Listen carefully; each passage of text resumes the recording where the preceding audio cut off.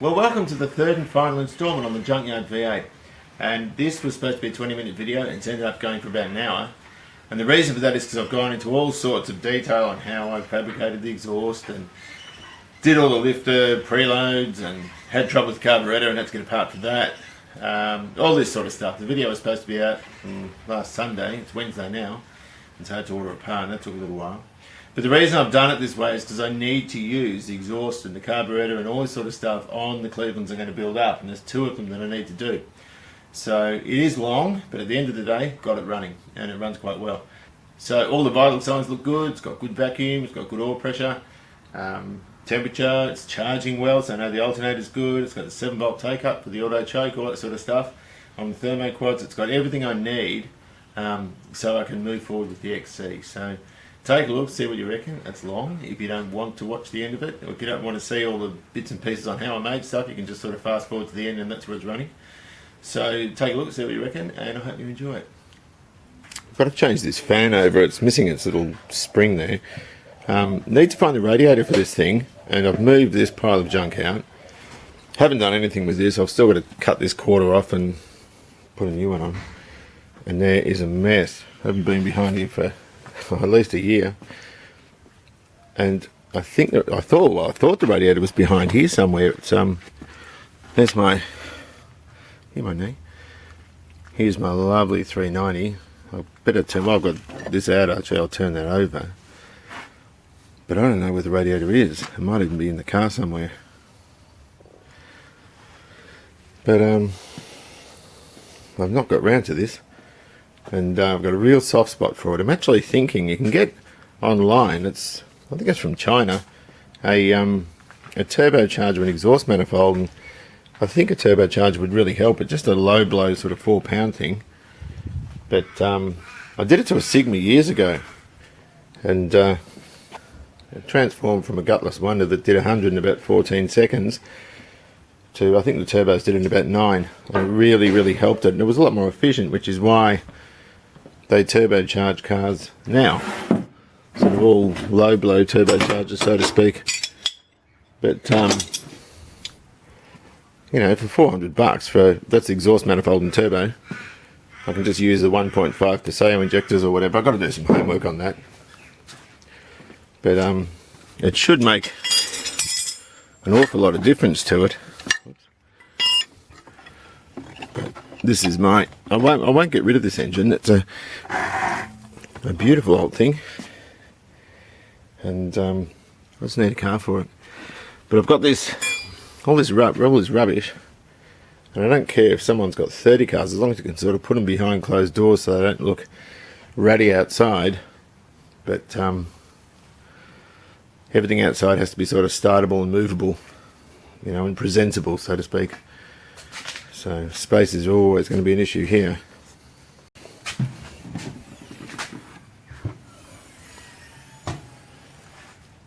Oh, there it is. Hang on. That's the old babysitter I used to have in the Starlet when Alana was young. There's a radiator underneath it. I'll get that out.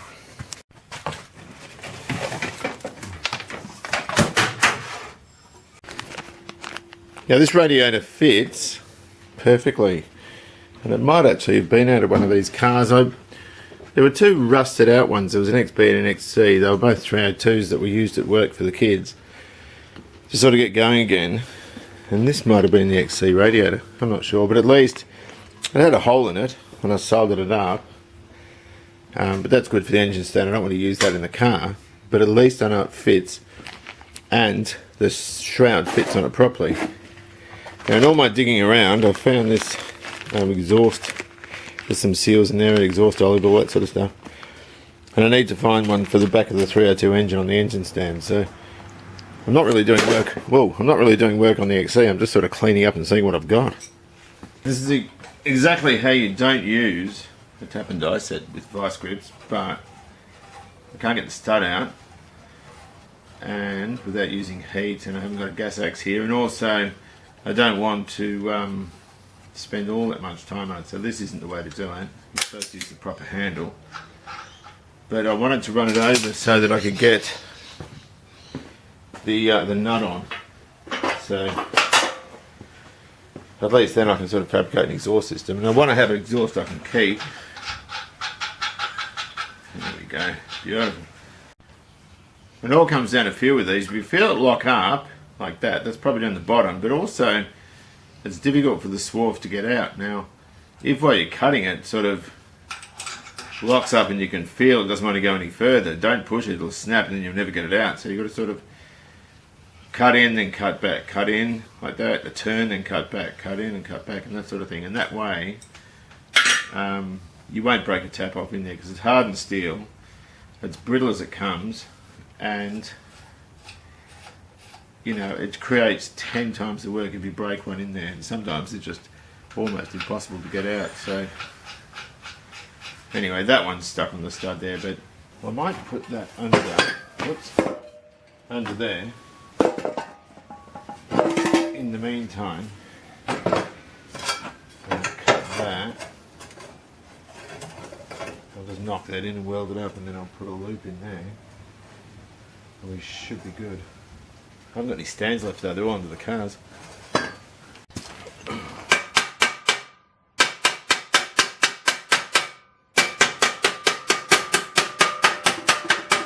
Just sort of groove that in, and then I can weld it.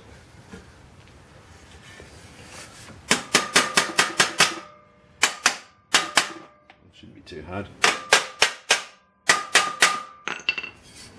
It's going to look terrible, but it just has to be functional, doesn't have to look good.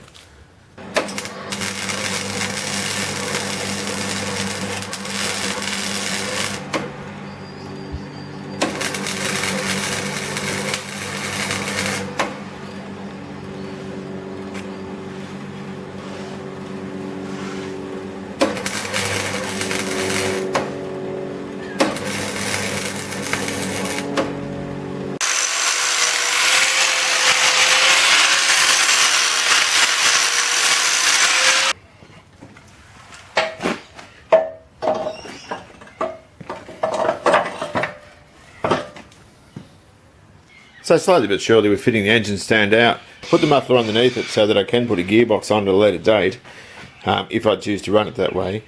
And also it's not sitting exactly where it's supposed to be, because I thought I had both of the little olives that go on the exhaust, these little things, and I've only got one. So is this in focus? I can't tell with this thing.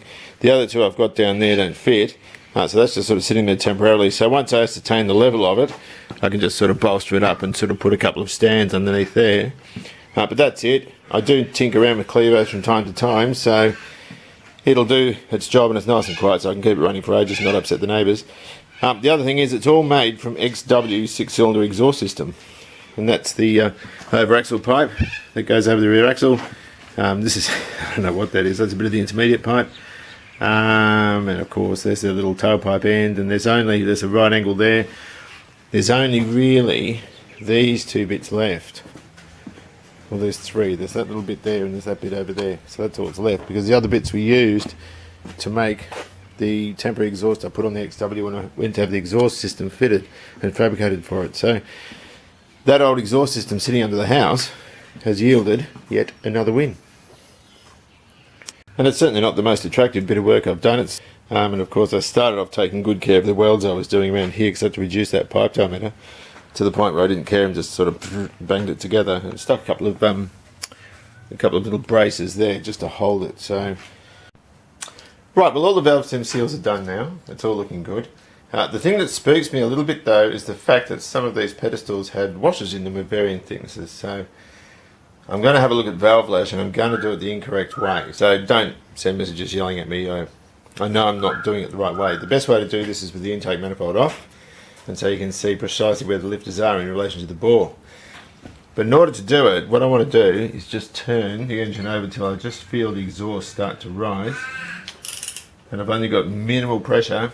I don't want to push that cup in at all. I just want to feel it start to come up, which is there.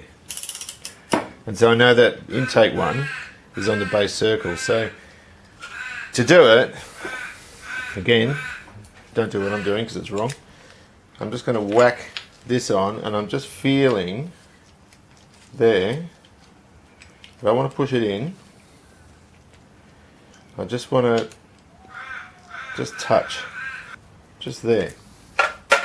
I'm just going to get a little razor blade, sit it against the flat part of the head casting.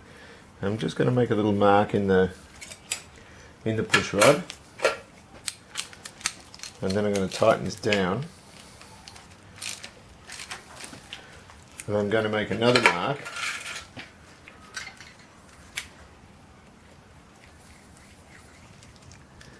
and I'm looking for between 20 and 60 thousandths of a clearance, or gap if you like.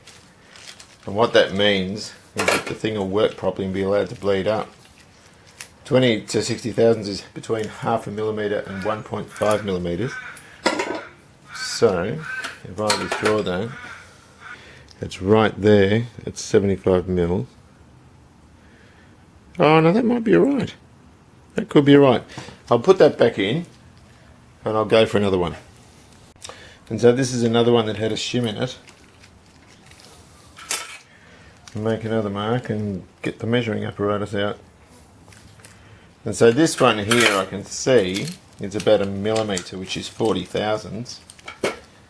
And let's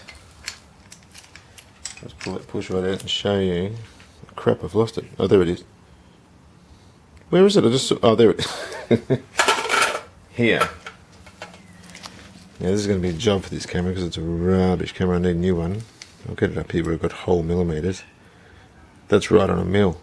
That one. So that one is spot on, and yet that had a shim under it. So I'm going to leave that shim out. It might be required elsewhere. This is freaking dodgy doing it this way. So that is one, just a tiny bit over 1 millimetre. So that's probably 50 thousandths. So that's right on the money. So I'm happy with that. So that one I'm going to leave and do it up.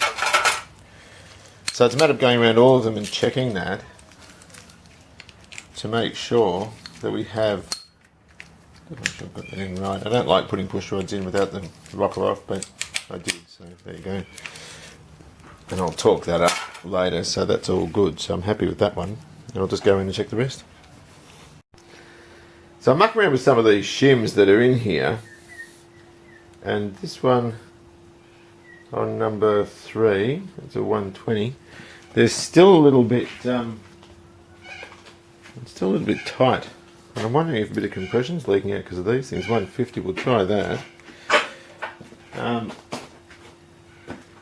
because I want to just to make sure everything's right, and the valve lash adjustments sort of a bit higgly-piggly. Some of them have tested quite well, and others aren't testing well. Oh crap! Others aren't testing well at all. Let's fish that out now. So I'm a little bit dubious about it, and so I just need to sort of have a fiddle around and see if I can. Struth, where's that gone? See if I can, figure out why it's behaving the way it is. Because some of the shims are the wrong size. They're not the right thickness. I would have assumed that it would have needed a whole set of push rods, but some are testing quite well and some aren't right at all. So I've got one exhaust olive and it fits, but I haven't got a second one. So I went down to Burson in Ringwood, and can we see that? Yep. And I saw Matthew, he's the manager down there. I used to teach him years ago, and he didn't have one the right size. And I was going through the garage at my mother's where I got that fuel pump block off from, and I have a pair of old 2-inch ones. So these haven't been used, they're sort of new old stock if you know what I mean, but I can fit them on. And about the only thing I use Celastic for on an engine is just sort of around there.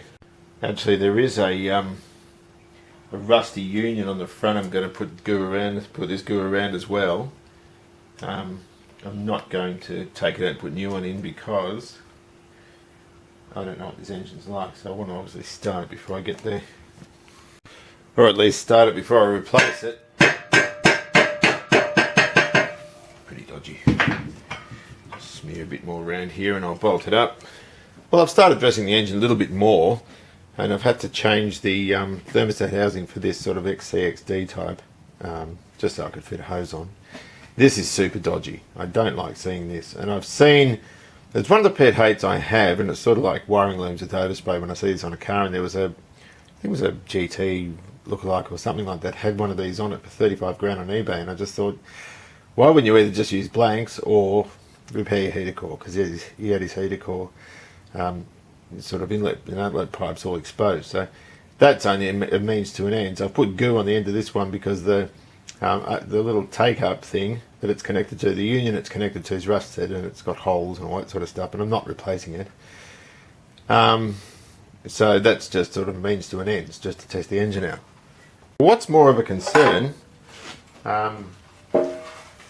is lifter preload. I can't get it right, and the shims that were there before aren't cutting it, so to speak. They're actually really bad. I've started to I've got a few of them right, but some of them just aren't there yet. And the problem is, and what I think the problem is that if this engine's ever been on gas, then the valves have sort of sunk back into the head, which has pushed the stem up higher, got rid of the lifter preload, the lifters have become noisy, and sort of screwed everything up. They could have even burnt a valve out, not sure. So I'm just going to use a bit of this. This is super dodgy. That's about 0.5 millimeter, just gal sheet stock, and I'll make some shims out of it just to set these up, so at least I've got the right lifter preload.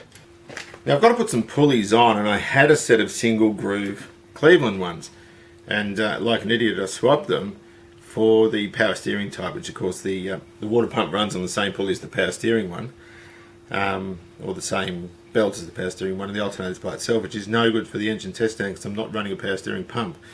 Now to buy those ones back is about $120 because they're getting quite rare.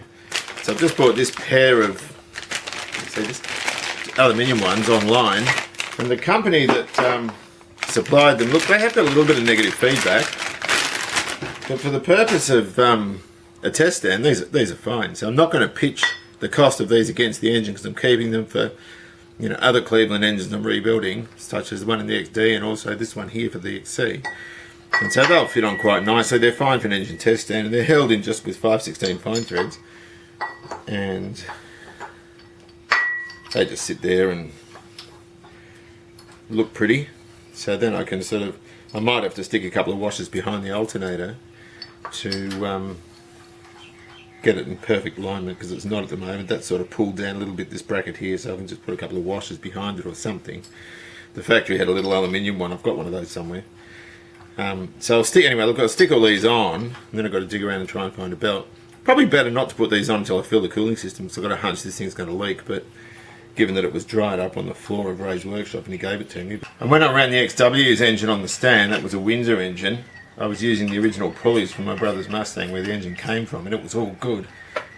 Anyway, he needed those pulleys back for another Windsor he was building, and so I bought some. Yeah, this one's running out as well. I bought some steel chrome ones, and they were rubbish on the bottom. It was running out all over the place, but this one's got a little bit of run out. I don't think it's in the hub. That looked alright before, but for the purpose of testing the engine, it'll be fine. And before we put this bottom one on, I'm just going around with the razor blade. I've already sort of done it, just to make sure this is all flat. I've already sort of done this, so I don't need to go into too much detail. And of course, being an aluminium piece, I've got the 3/8 course bolts. These are the plated ones for the 351, but what do? I've got a flat washer there just so it doesn't dig into the aluminium too much. Even though I'm sort of lying because I used a lot washer on those, but gee, they're close. Gee, they are close. So we'll just rotate these until we're lining up. There we go. So I'll just nip those up. And these 3/8 flats again are out of the little assortment that when Lou died, my mother-in-law wanted me to go in the garage and take whatever I needed because it would have all got thrown out eventually. And so I grabbed these little assortments of nuts, bolts and things, and I haven't stopped using them. And so I reckon if Louie knew about that, he'd be quite happy. And most mechanics have a series of belts lying around in their garage for varying things. A lot of these, I don't think any of these are going to fit. But we'll make a start and we'll just see what we can stretch over there. This has a larger pulley, this alternator, than what the original pulley would have been like, but I can't see a lot of these things. I mean, that will barely go over the water pump. The 390 one might say. It's a 390 alternator one. This looks new. Oh, it's not new. It's fairly old, I guess, but we can just thread them over. And now if I pull that out, I mean, that's almost at the end of its adjustment travel, but at the end of the day, that will suffice. So I'll just see if there's one a fraction shorter, and we should be in business. Another batch of shims. Interestingly, these were the two templates I made, I should say, for the console brackets on the XW, or the dicky seat brackets on the XW, and I didn't throw them out because I thought, you know what, I might use that. But at the time, I never ever envisaged having to make shims with it. So I've just sort of dropped that in there, and this is not how I would build an engine, but for resurrecting an old dunger, it might be the way to go. I'm not holding my breath as to how quiet this is going to be. I needed a sort of 30 or 0.3 millimeter spacers. I had 0.4s, but some of them needed 60 or 0.6 of a mil, others needed 0.8. So some of them, where is it? Feel quite loose. One of them feels looser than that, so it might, I'm expecting this thing to chatter its teeth off, but at least it's got good compression. The compressions are far more consistent now, and they're closer together. So it's bridged a lot of that big variation we had before. And of course, once the engine's warm, I'm expecting it to be a lot better again. So I'm just going, I've got that the wrong way. I'm just going to put the rock covers on, and I'm not going to do them all that tight. I'm just going to, because I might take them off to have a look at what's going on later. So it's just a matter of sort of nipping these down a bit. I'm going to find the hole, which is there. And but I'm not going to do them awfully tight. I'll probably have to take them off again and that sort of thing. The other thing is also, if you do these things too tight, you stand to bend this rail and squash the gasket out and all that sort of stuff. All the birds are out. Now, one thing that amuses me when I watch television shows about cars, particularly hot rod shows, is they'll have a newly built hot rod with a brand new engine in it and so forth. And then, of course, you get this silly bassline music, which is supposed to keep you at the end of your seat, because the thing won't start. Of course, it won't start in the end because they've realised that the distributor is 180 degrees out. So, you know, then they turn it around and it's all good and everyone lives happily ever after. Now, it never ceases to amaze me that they would do that, or at least a proper mechanic would do that, because we always have to make sure that we have the orientation of that set up properly. So we set it up on top dead centre on the crank with number 1. That's why I haven't put this cover on yet.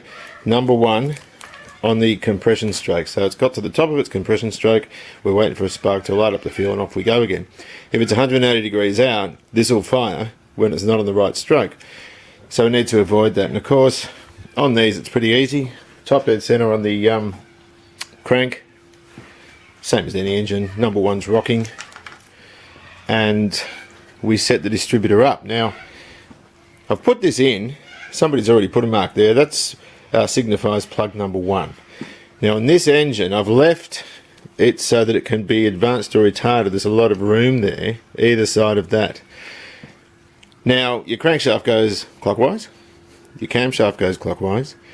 It's connected via a chain, obviously, and this is connected to the camshaft via a gear. So this is going to turn counterclockwise. It's going to go this way. So we've got piston number 1, 3, 7, 2, 6, 5, 4, 8, and that's the orientation at which the spark plugs fire on a Ford 8-cylinder engine. So I've got this in. I'll put the little SIR in, this little guy here.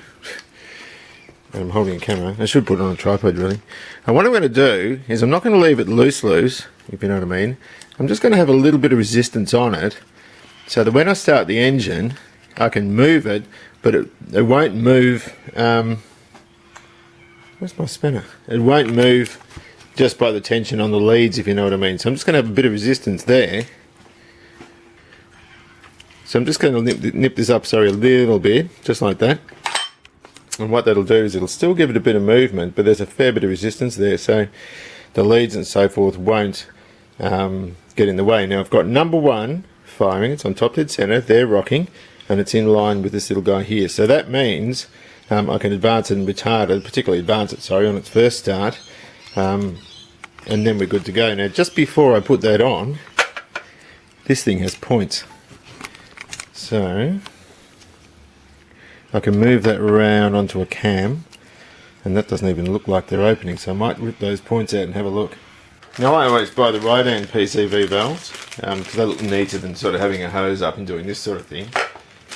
Again, you know, I can use this on the 351, so although I've sort of pitched it against the cost of this engine, it's not a sort of be-all and end-all thing. Let's stick that over there. All good, so that's on. So the engine's sort of sealed up now for the plugs and so forth. And I'm just going to take those points out and have a look at those. These actually aren't in bad condition. So the condenser's obviously working well because there's no pitting between them. But you can use, you're supposed to use a points file. I'm just going to use a normal flat file just to clean them out. And the other thing is, when you get points to stick in a car, which is unusual these days, most people colour these and put electronic in. You'll see most mechanics, when they used to fit them, used to sort of trap them between the cuff on their overalls, or at least the open part on their overalls, and run down to get the grease off, because they do come with a very light oil sort of substance on them, which will stop them functioning. And I've seen people chasing their tails with no spark after they've replaced points like that. So about the only thing we need to do is a bit of wear there on that, on the little follower that runs on the cam and the distributor. That's no big deal. We just put a little tiny bit of grease around that, just so it lubricates and doesn't chafe. And we set the gap, well, I think on a V8's 15 thousandths. What a lot of mechanics used to do, whoops, was tear the top of the box off. I just dropped a rag. Tear the top of the box off and set the gap up with that there. And I can't remember what that is, but it's not far off the 15 thousandths. So that's one way you can do it. The other way is, of course, with a feeler gauge. So we can drop the points in, they just sit in a hole there. I'm trying to hold the camera and do this at the same time, so if I fudge it up, I'm sorry. And we'll just tighten it up a little bit. I'm in the wrong spot. And then there's two little things here. We can just pull those open. This screwdriver's too big, it's a bit clumsy. We can just pull that open a little bit off those two little bits and dial up your 15 thousandths that way. And after a while, you do these a few times, you get to know what 15 thousandths looks like. The 6s use a slightly bigger gap, about 20 thou, I think, and the 4s are different again. So you get to sort of know that it's been a long time since I've done this sort of job. But you have to get that right, because then your dwell angle will be right and your timing will be right. So, you know, you'll get to the point where you get to understand that gap quite well. You might need a little bit more. Go and get a feeler gauge.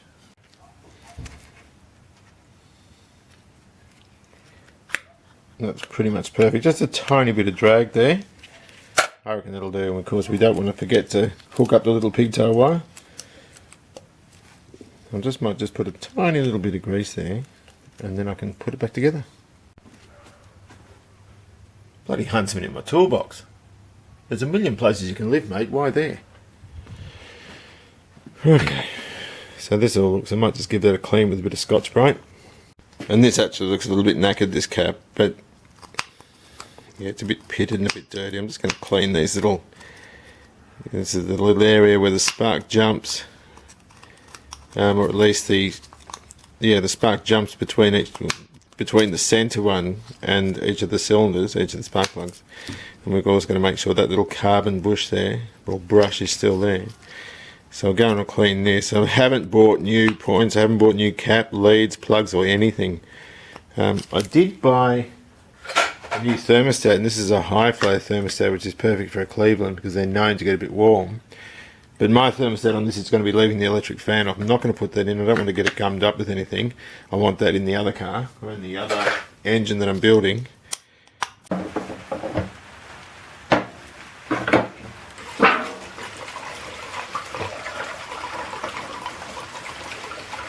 There are a few things I'm dubious about with this engine. One is that the carburetor is going to leak everywhere, because it was done a long time ago and it's just sort of been sitting around. The second is the cooling system is going to leak everywhere because I've done nothing with it and it's all a bit manky.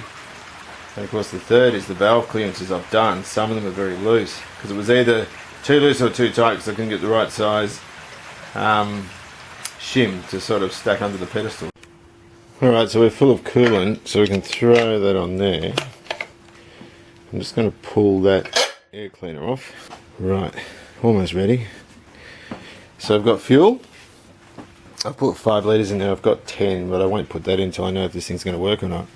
I've just got to check a few circuits out here. Coil power, yeah, coil power's on, that's ignition on, that light there. And what that's doing is it's taking 12 volts from the positive side of the coil, acting as an alternator light, and then of course it's earthed through the alternator. And what that'll do is provide a little bit of resistance, energise the coils in here, and once we start turning it's going to generate electricity, so we need to check charge rate. I've also put a 12 volt feed directly onto the coil, the choke heating coil, which is the wrong thing to do. Normally those things are energised off the alternator, which I think there's a little pigtail wire down there. I've got to check the voltage on that when it's turning, see what happens. And I'll also check it when it's stationary to see if there's voltage there all the time. And the idea behind that, of course, is that if the ignition's on, the choke's not energised until the engine's running, because you can burn your choke coil out. But I've just got it there for now. Look, it's a test engine, so what the hell? That's all good. Charge wire going down here into the battery, and we've got to check a few circuits. So fuel pump, that's the little fuel pump, and we'll check once it starts, once it's primed itself. I just want to make sure there's no leaks around here. I haven't connected the advance yet on the distributor, and I haven't also connected the vacuum gauge because I don't have any vacuum line. Fan, and they're turning the right way. Yep. Coil power I know I'm getting. I was going to use a test light for that. Fuel pump we know we've got 2. So we're almost ready. I just want to check a couple of little levels, voltage levels. And I've got my trusty handy dandy test light. So I'm just going to turn this on, and of course we have no power at the coil. But the moment I turn the coil power on, we should have, yep, voltage at the thing there. And I also want to check here. Now that's dead at the moment, but once the engine's running I'm expecting to see some voltage there. I thought the camera was on. I've just primed the fuel pump, and we've got fuel leaking from up here somewhere, and so I need to figure out where that's leaking. I think it might be, where on earth is that? Oh, it's coming out of there. It's coming out of here. I don't know if I've got anything that'll seal that up. Well, I better go and fix that before we go any further.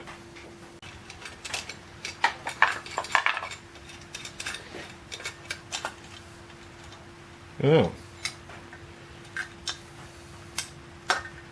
There's an O-ring in there. I was wondering, I think it's forgotten to put a bloody O-ring in there. Oh no, there it is there. I'm just going to throw a little bit of CRC on here just to help it slide in. I think what's happened is on assembly it's sort of rolled, and it should just slide in nicely. So I'll try this side now, and all being well, that problem, although it's small, is very dangerous, and I just need to eradicate it. So I'm just going to tighten that up now. It does remind me of when I was young, stuffing around with bloody hollies. Let's see if I can feel anything there. It just feels a bit damp there now. Unless that's residual. I'll give it another crack.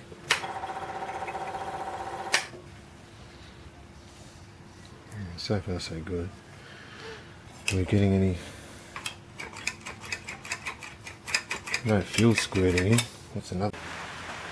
Well, after a disappointment, there's nothing quite like a cup of tea. Now, I'm going to take this carburetor off. It's going to be easier sort of tackling it from the bench. We've sorted out, well, there's a little bit of a water leak from the engine, but it's not a big enough thing to worry about. And the carburetor's not leaking now, so that's all good. But I don't want to pour fuel into the engine to start it. I don't like doing that. I have got this little thinners bottle, but that's got water in it. I use those to sort of check for vacuum leaks. But I'm hoping that the diaphragm's been put in the wrong way, or something to that effect anyhow. It's a bit tighter than it leaking all over the engine, I suppose, doing it this way, but this is rather bad. All the manifolds just filled up with fuel. So there's lots and lots of it down there. and that's really bad. So what I'll do is I'll take the plugs out, just in case it's completely flooded. I don't want to hydraulic lock it. Look at that. That is really bad. So what I'll do is I'll take the plugs out, I'll let that evaporate off, turn the engine over, obviously with no power at the coil or anything like that, don't want a fire, and once that's all sort of cleared, then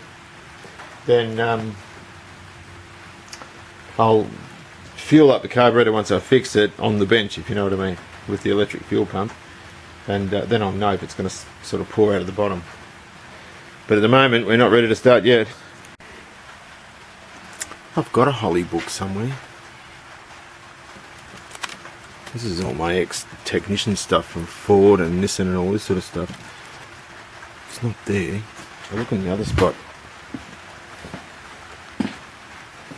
I'm sure I've got one. I think it's yellow. All I need to see is a good exploded diagram. I've looked on the internet and it's not that good. Where is it? Sigma progressive guitar. Oh, where is it? I'm sure I had one. Looks like I have it. Holy carburetors, here we go, it's blue. These 4150, I'll hit my head. These things have been around since the year dot, so there's bound to be some information on here that I can use. Sweet. 1992. Had it a while. Well, it's just sitting there. It's loose, but I want to get some petrol into it.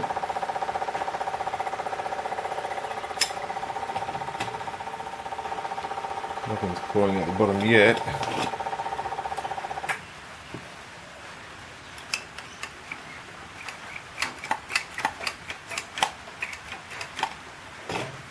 Oh, it's when I hit the whoops! It's when I hit the when I pump it, it sort of pours out from the bottom. Figure out what that's going on. When I pump it, oops, it's going in everywhere. Bloody hell! All right, so it's not coming out the top where it's meant to. It's going everywhere else.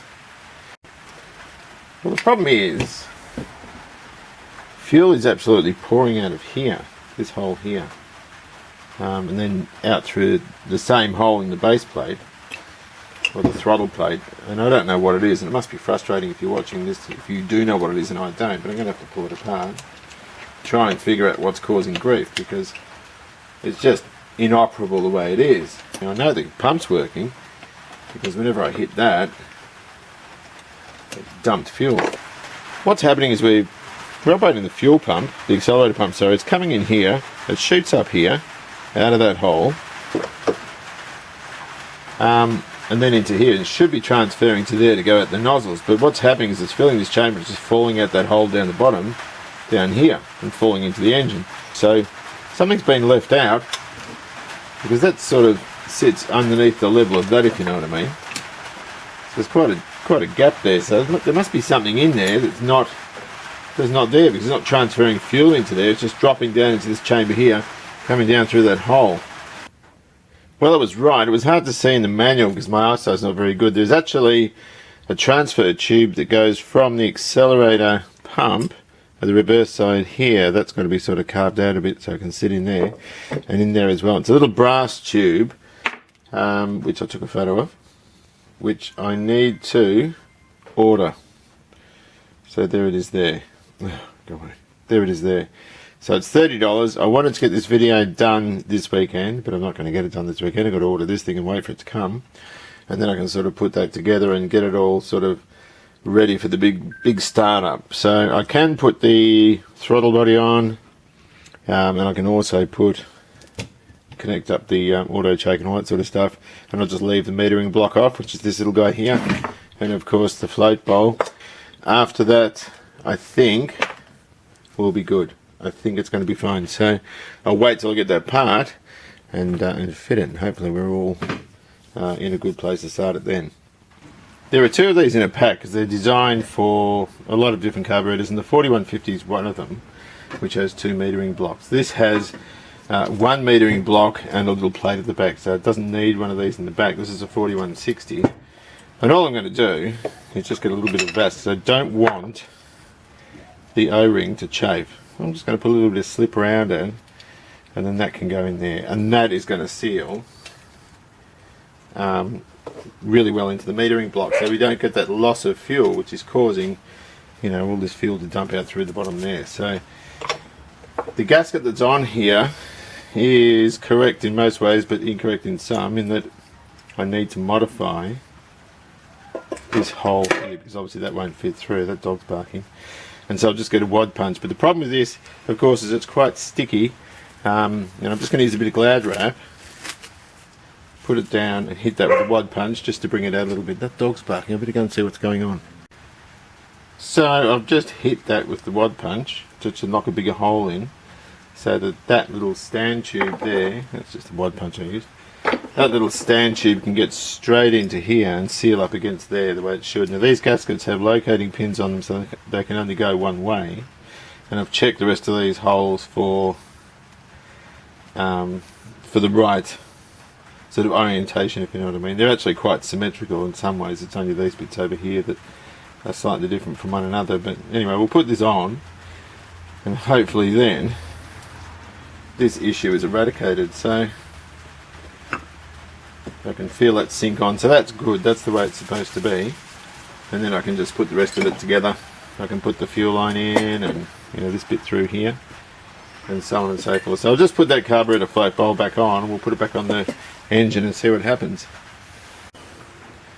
Alright, we'll put a bit of fuel in. Just hope like crazy it's not going to leak everywhere. Okay, so we've got fuel coming out now, so that's good.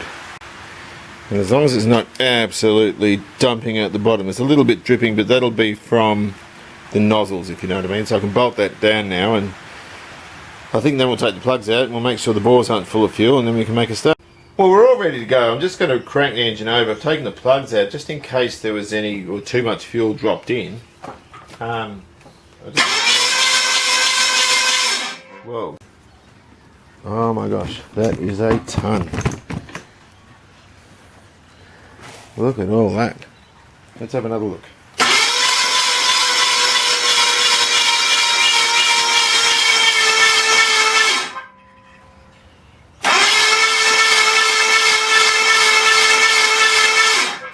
So we've got our oil pressure up, so we've killed two birds with one stone. We've evacuated most of that fuel that was in there, and there was quite a lot.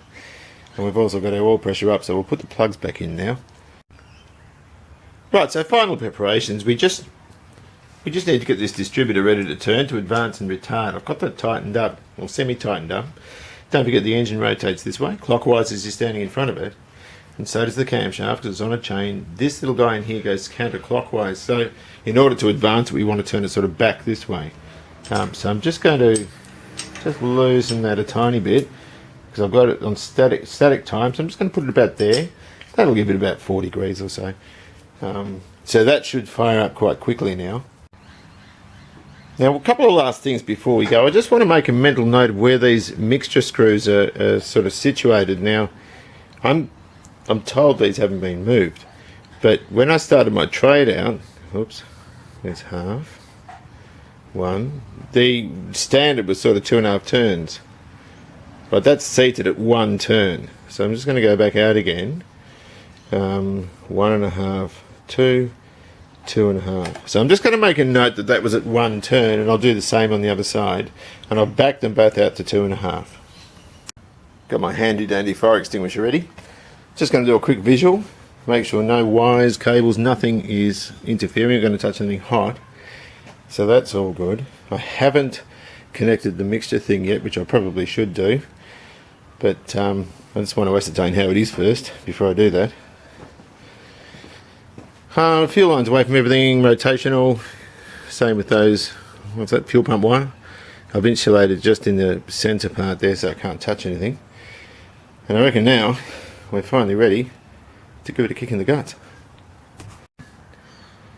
Now the carburetor bowl's charged, but I'm leaving the pump off for now. And we'll just see, I'll turn the coil power on, see what happens.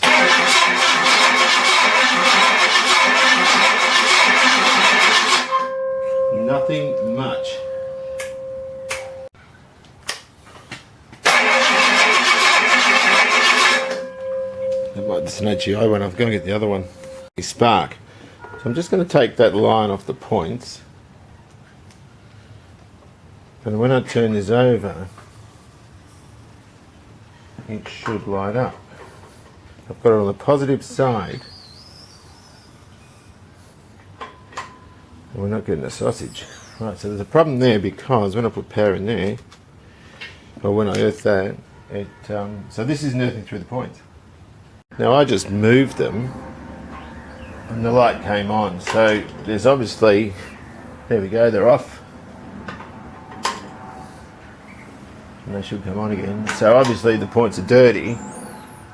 They've just gone off and they should be on again now. So the points are dirty, even though I cleaned them up with a file. I've obviously left something on there.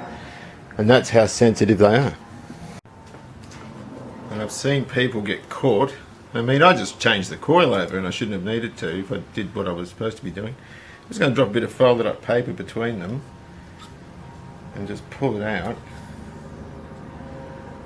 There's a bit of muck on there, not too much, but it might just be enough to stop this thing operating properly. That's how sensitive these things can be. They're shocking like that point, and that's why they're not, that's all dirty, that's why they're not as reliable as electronic.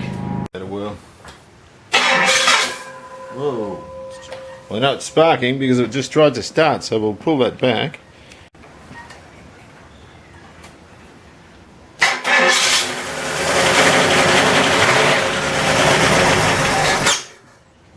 Quiet. Alright, let's have a look at this choke.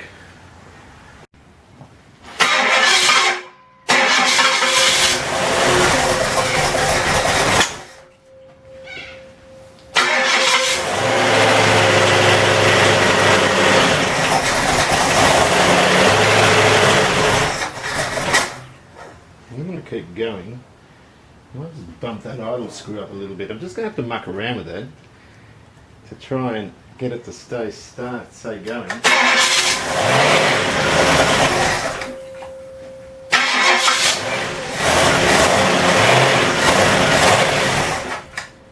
Main thing is, it's actually showing really good vacuum.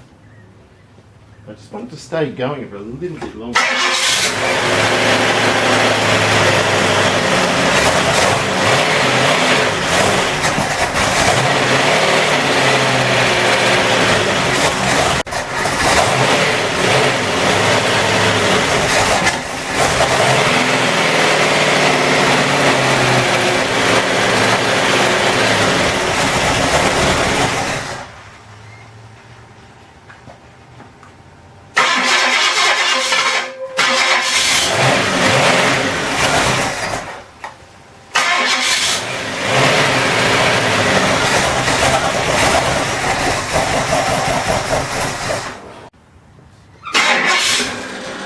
It's going to be hard getting around here. I'm just going to try and start it again.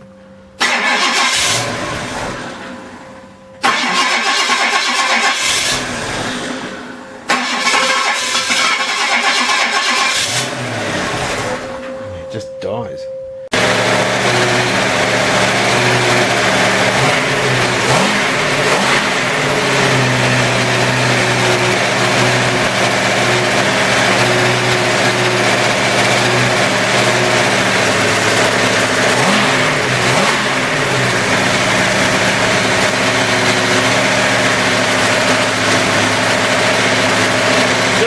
That well.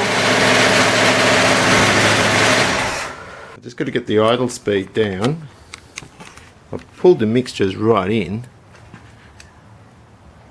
There's a fair bit of heat coming off the old dog. But I just need to, we've got good oil pressure. The oil pressure is running on about 50. Could be a little bit high, but it's not that bad. Water temperature's not come up yet. The voltage is sitting just under 14, so it's charging. Oh. Yeah, let that reset. But it's dropping coolant out of the Welshes. So the Welsh plugs are stuffed, you can see there. Under there. So it does need Welsh plugs. That's probably what the smell is. So they've started leaking. But I knew that would happen actually. I'm not surprised at all with that because it's been sort of stationary for so long. I just need to get it idling properly.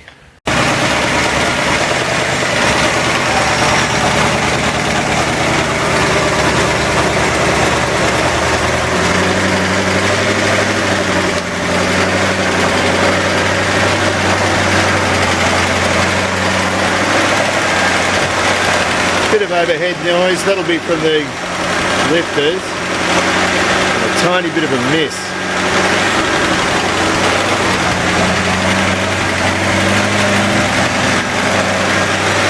It's got a few more carburetor adjustments to do with it.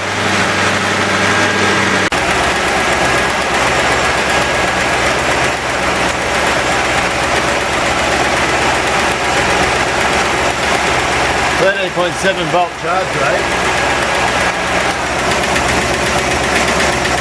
13.8 with the fan off. So we're charging alright. I just want to check what that wire under here's got.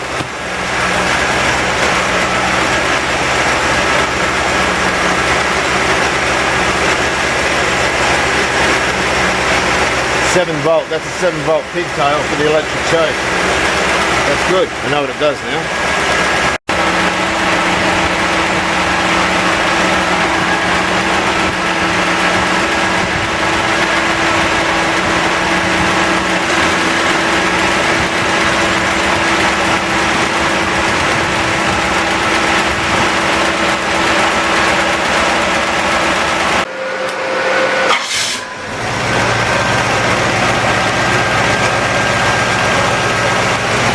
I'm going to go around and look for vacuum leaks.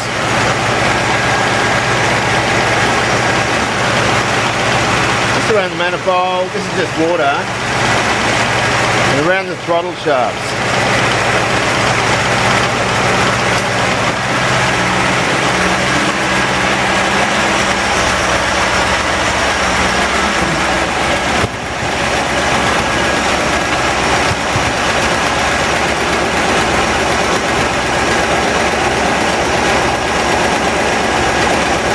Looks pretty good. That all looks very good actually.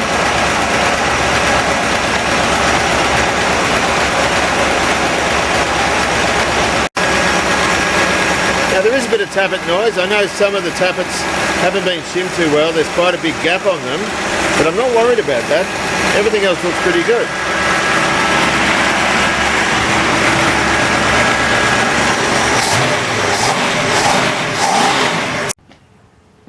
Well, that's it. It's not tuned yet. I've got to still sort this carburetor out so I can use it on the other engine, but it's almost there. Bit more fine tuning, but if I go through all that, it's going to take far too long in this video. But you know what? Everything's working well. I'm pretty pleased with that. And so for $300, it's a bit of a win. Hope you've enjoyed it. Take care. What's the other thing I say? I can't remember what I say. Enjoy Classic. Take care of yourself, and I'll see you later. Ta-da.